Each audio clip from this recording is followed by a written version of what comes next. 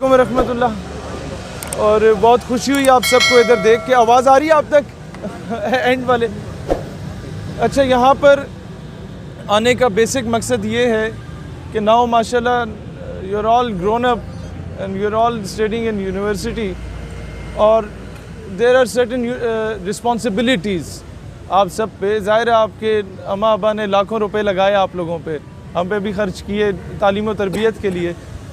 تو کیا ایکسپیکٹ کیا کرتے ہیں آپ لوگ کہ انجینئر بننا ہے، ڈاکٹر بننا ہے، آرمی آفیسر بننا ہے، وکیل بننا ہے؟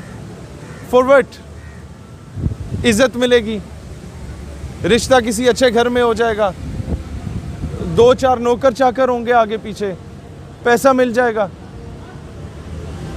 سب سے بڑا جو ہمارا ایک فقدان ہے ہمارے معاشرے کا، ایک بہت بڑا المیہ ہے، وہ یہ ہے کہ ہمیں وہ بیسکس کے بارے میں آج تک نہیں بتایا گیا کہ ہم اگر پڑھ رہے ہیں اس سے سوسائٹی پہ کیا امپیکٹ پڑے گا. کیا ہماری تعلیم کے بعد آپ نے اپنی سراؤنڈنگز میں دیکھیں، آپ لوگوں میں سے زیادہ تر ہمارے ٹائپ کے لوگ ہیں جو پیچھے سے پنڈ دیہات کے ہیں، ان میں تو میں نے دیکھا ہوگا کہ اپنے سے بڑی عمر کے کسی بزرگ سے ملیں گے تو دونوں ہاتھوں سے ملیں گے. But you might have observed کہ جو تعلیم بڑھتی جاتی ہے بزرگوں کا ادب اسی طرح سے گھٹتا جا رہا ہے. ہمارے اندر انا پرستی بڑھتی جا رہی ہے، ہمارے اندر کا غرور بڑھتا جا رہا ہے، ہمارے اندر کا جو فرعونیت ہے وہ بڑھتی جا رہی ہے. اقبال رحمۃ اللہ علیہ کہتے ہیں تعلیم کے تیزاب میں ڈال اس کی خودی کو، ہو جائے ملائم تو جدھر چاہے اسے پھر. یہ لارڈ میکالے نے جو ایک انٹروڈیوس کرایا نا آپ کا تعلیمی نظام، اس کا بیسک کیا امپیکٹ کیا تھا؟ 2 چیزیں تھیں. نمبر 1، مسلمانوں کے دلوں سے حضور علیہ الصلوۃ والسلام کی محبت کو نکال دیا جائے. نمبر 2، ان کے اندر سے جو وہ غزنوی یا طارق بن زیاد یا ٹیپو سلطان یا نور الدین زنگی یا صلاح الدین ایوبی کی روح اور تڑپ ہے اس کو نکال دیا جائے. یہ بغیرت ہو جائے، یہ مادہ پرست ہو جائے کہ بس پیسے کماؤ، اچھی کوٹھی آپ کو مل جائے، اچھی گاڑی مل جائے، دیٹ از مور دین انف. وہ اپنی اصل سے دور ہو جائے مسلمان. اور اس کے ساتھ ساتھ پھر کیا کیا؟ After 1857 the war of independence, آپ کے مساجد کے سپیکرز پہ آہستہ آہستہ پابندی لگ گئی. اچھا، اس میں کیا بتایا جاتا ہے کہ فرقہ وارانہ ایلیمنٹ کو پروموٹ کیا جا رہا ہے. آئی ڈونٹ تھنک سو کہ 2-3% سے زیادہ لوگ ایسے ہوں گے جو کہ فرقہ وارانہ ایلیمنٹ کو پروموٹ کر رہے ہوں گے. Majority of them are promoting عشق رسول علیہ الصلوۃ والسلام. Majority of them are promoting the unity of Muslim Ummah. But unfortunately, the word extremism and the terminology of terrorism, it has been related with Islam. وہ کیوں؟ Because we are unable to defend our religion. We are unable to defend the ideology of Pakistan.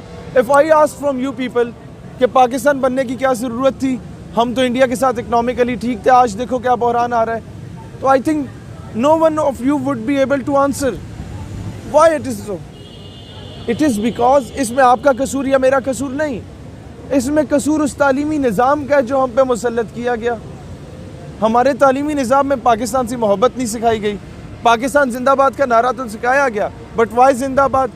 Just because کہ ہم یہاں پیدا ہو گئے، just because کہ ہم یہاں پلے بڑھے، خطہ زمین ہے جہاں ہم پیدا ہوئے؟ نہیں. پاکستان سے محبت کیوں؟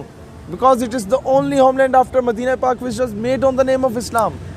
پاکستان سے محبت کیوں؟ Because it is the only homeland کہ میر عرب کو آئی ٹھنڈی ہوا جہاں سے میرا وطن وہی ہے وہ بر صغیر کا خطہ جو رسول اللہ علیہ الصلوۃ والسلام کے صدقے اور فیضان سے ہمیں ملا. جس دن ہمیں پاکستان سے محبت کے ساتھ ساتھ عقیدت بھی ہو جائے، اس عقیدت کے ساتھ ساتھ وہ عشق کا ایلیمنٹ بھی ہو جائے اس ملک سے، only then we could be able to defend Pakistan and its ideology. You might have observed in universities and colleges، آپ کے کوئی ٹیچر اٹھ کے آ کے کہہ دیتا ہے یار یہ نظریہ پاکستان کیا چیز ہے، یہ 2 قومی نظریہ کیا چیز ہے، اگینسٹ بات ہوتی ہے، کوئی آنسر نہیں دے پاتا.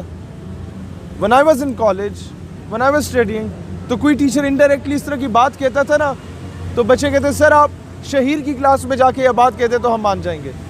تو میں چاہتا ہوں آپ لوگ اس قابل بنے کہ آپ اپنے ملک کا دفاع تو کرنا سیکھیں. آج کشمیر تو بہت دور کی بات، ہم کشمیر حاصل کب کریں گے جب ہمیں اس کی امپورٹنس کا پتہ ہوگا. I went to my area، وہاں پر جن بچوں کے 1000 اینڈ ابو نمبر تھے نا میٹرک میں، وہ جو فرسٹ ایئر کی کلاس میں آئے، تو آئی آسکڈ دیم اے کویسچن کہ بیٹا مجھے یہ بتاؤ، آپ میں سے کتنوں کو پتہ ہے کہ فلسطین ہمارا قبلہ اول ہے؟ تو ان 50 بچے جو ٹاپ آف دا کلاس بچے تھے، ان میں سے 2 نے ہاتھ کھڑا کیا۔ پھر لڑکیوں کی کلاس میں گیا، ان میں سے 3-4 نے ہاتھ کھڑا کیا، جن کے 1000 سے زیادہ نمبر تھے۔ اب یہ بچے جو بیوروکریٹ بنیں گے، اسسٹنٹ کمشنر بنیں گے، ڈپٹی کمشنر بنیں گے، لیکچرار بنیں گے، پروفیسرز بنیں گے، کوئی آرمی آفیسر بنے گا، کوئی پولیس آفیسر بنے گا، یہ اپنے محکموں میں جائیں گے، اور جب سرخی چلے گی میڈیا پہ کہ فلسطین کی بہن کے سر سے دوپٹہ کھینچ لیا گیا، کشمیر کی بہن بیٹی کے ساتھ زیادتی کر لی گئی، تو کیا ان کے خون جوش مارے گا؟ نہیں مارے گا، کیونکہ وہ بیسکس سے ناآشنا رکھا گیا ہے۔ آپ سمجھ رہے ہیں اس چیز کو؟ آپ کو وہ چیز پڑھائی نہیں گئی۔ اب اس کا سلوشن کیا ہے؟ سلوشن یہ ہے کہ آپ لوگ اپنا کردار ادا کریں۔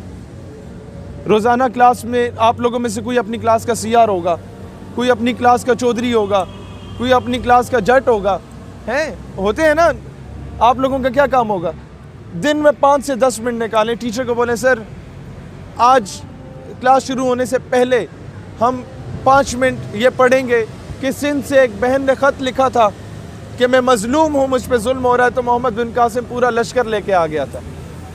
اگلے دن بولے سر آج ہم پڑھیں گے 5 منٹ کے لیے نور الدین زنگی کو کہ مدینہ شریف میں انہیں بشارت ہوتی ہے، حضور علیہ السلام کی زیارت نصیب ہوتی ہے، لیکن بڑے دکھ کے عالم میں انہیں یہ دیکھنا پڑتا ہے کہ کچھ 2 بدبخت حضور علیہ السلام کو تکلیف پہنچانے کی کوشش کر رہے ہیں، ان کے روضہ مبارک تک جانے کی کوشش کر رہے ہیں۔ نور الدین زنگی جب انہیں واصل جہنم کرتے ہیں تو مدینہ کی گلیوں میں روتے ہوئے پھرتے ہیں کہ اللہ نے مجھ سے یہ کام لینا تھا، رسول اللہ نے مجھ سے یہ کام لینا تھا، میں اس قابل۔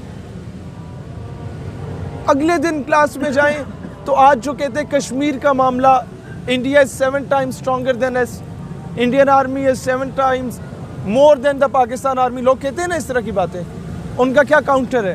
ہم لوگ چپ ہو جاتے ہیں، ہم کہتے ہیں نہیں ٹھیک ہے، پھر جنگ نہیں لڑتے، ٹویٹ کرتے ہیں، ہم لوگ تقریر کرتے ہیں آزاد ہو جائے گا۔ نو، اگر آپ کی کلاس میں پڑھایا جاتا کہ طارق بن زیاد ہسپانیہ اسپین میں 10 گنا بڑے لشکر کے مقابلے میں گیا اور اس نے کشتیاں جلا دی تھیں، اگر وہ طارق بن زیاد آپ کو پڑھایا جاتا تو آج آپ ٹویٹ کر کے کشمیر نہ آزاد کرتے۔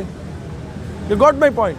تو مستقبل کا A C, D C, army officer, chief of army staff, وزیر اعظم آپ کے درمیان میں بیٹھے ہوتے ہیں، اور یہیں سے جاتے ہیں نا، وہ کوئی آسمان سے تو اترتے نہیں ہیں، انہوں نے کوئی کہیں زمین کے اندر سے تو نکلنا نہیں ہوتا، وہ ہم اور آپ میں سے کوئی ہوتا ہے۔ تو اس کی تربیت میں یہ چیز انکلکیٹ کریں تاکہ اصل محبت اپنے مذہب سے، اپنے وطن سے ان کے اندر انکلکیٹ کی جائے۔ اور یہ کام آپ لوگ کریں یونیورسٹیز میں جا کے، آپ کے پاس مختلف طلبہ تنظیمیں اور کاؤنسلز ہوں گی یہاں پر، ان سب کو آن بورڈ لیں۔ حضور علیہ السلام کی ذات مبارکہ کسی ایک فرد کے حد تک محدود نہیں، ان سب کو آن بورڈ لیں۔ انہیں کہیں تم خان کا نعرہ لگاتے ہو یا ملک کا یا چودھری کا یا میاں کا لگاتے ہو، that is something else. رسول اللہ علیہ السلام تو ہم سب کے لیے ہیں، ان کی ختم نبوت کے لیے ہم نے مل کے کام کرنا ہے۔ یہ number 1۔ Number 2، to whichever political party اور ریلیجیس پارٹی جس سے آپ بلانگ کرتے ہیں، وہ سیکنڈری ہے۔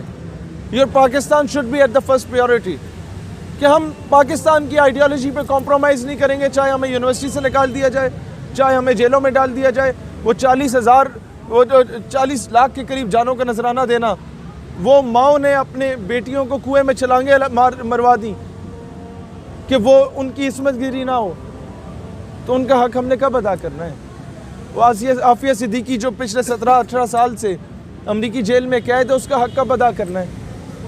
وہ at least if we are unable to go to the border, at least when Pakistan army is supposed to defend the geographical boundaries of Pakistan, then me and you, it is our responsibility to defend the ideological boundaries of Pakistan.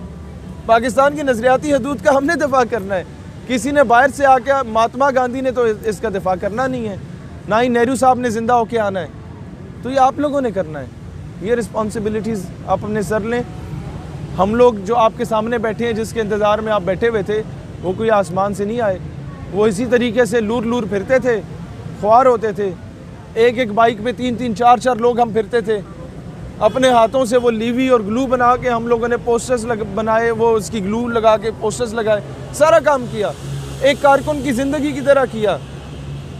گھر میں اچھی خاصی گاڑیاں موجود بھی ہوں تو ہم لوگ وہ سزوکیوں سے لٹک کے جاتے تھے تنظیمی پروگرامز میں، تاکہ ہمیں پتہ چلے کہ یار ایک عام آدمی کس طریقے سے خواری کاٹ کے یہاں پہ آتا ہے. والد صاحب نے سختی کر دی کہ بیٹا اگر اس فیلڈ میں آئے ہو تو تمہیں ایک عام آدمی کا وہ پتہ ہونا چاہیے کہ وہ کس مشکلات سے آتے ہیں. تم انہی مشکلات سے جاؤ. تمہیں بنایا مل گیا تو تمہیں اور ان میں فرق نہیں ہوگا. تم میں اور پچھلے 70 سال سے آنے والوں میں فرق نہیں ہوگا. تو in order to create a difference آپ لوگوں کو نکلنا پڑے گا سڑکوں پہ. اور یہ یاد رکھیے گا، لوگ آپ کو کہیں گے یہ کیا اپنا ٹائم ضائع کر رہے ہو.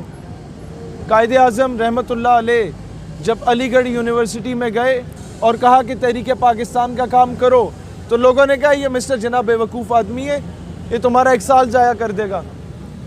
تو اس وقت جو بچے اس یونیورسٹی میں پڑھ رہے تھے انہوں نے کہا ہاں ہم جانتے ہیں اگر ہم نکلے تو ہمارا 1 سال ضائع ہو جائے گا، لیکن اگر آج ہم نہ نکلے تو امت کی صدیاں ضائع ہو جائیں گی. آپ سمجھ رہے ہیں؟ تو امت کی صدیاں ضائع ہونے سے بچائیں، پاکستان کو غلامی سے نکالیں. ہم گورنمنٹ سے کوآپریٹ کریں کہ جناب مہنگائی ہے، کوآپریٹ کرتے ہیں، لیکن آپ قرضہ لینا چھوڑ دیں. آپ ملک کے مذہبی فیصلوں میں بین الاقوامی انٹرفیئرنس کرنا چھوڑ دیں. آپ کوالالمپور سمٹ میں جانے سے پہلے کسی سے NOC نہ لیں. آپ امریکہ کو اڈے فراہم نہ کریں. آپ آزادی کی سطح پہ جئیں. آپ اپنے ملک کے صحیح معنوں میں نظریاتی حدود کا دفاع کرنا سیکھیں، تو ہم کوآپریٹ کریں گے آپ کے ساتھ. You got my point? تو یہ چیزیں آپ لوگ شروع کریں گے تو ٹھیک ہوگا.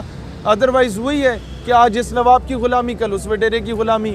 آج اس کے جوتے پالش کریں گے، کل اس کے کتے نہلائیں گے. اور جس کے کتے ہم نہلا رہے ہیں وہ 1857 اور 1920 کی جنگ آزادی اور تحریک خلافت کے بعد اس دور میں وہ انگریزوں کے کتے نہلایا کرتے تھے.